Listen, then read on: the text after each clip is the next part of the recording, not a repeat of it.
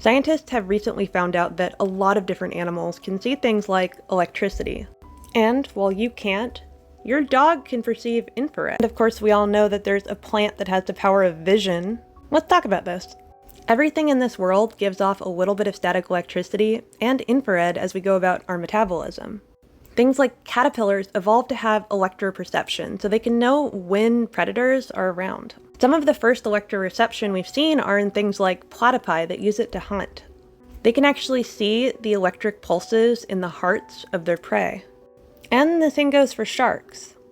But recently we found that even things like flowers give off weak electrical forces that can be detected by bees. They act like little satellites. We used to think that infrared light, which is the light that you give off when you're breaking up sugars in your cells, was only seen by things like vipers.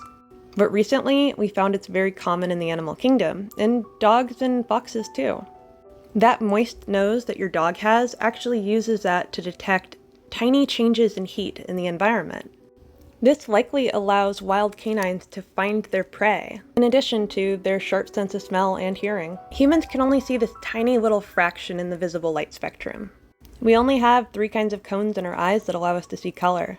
Because of our experience, we thought surely other animals must also see a limited amount of color in the environment, but we found out that owls are bioluminescent, although they only have 1 kind of cone in their eyes, which would suggest that they're colorblind.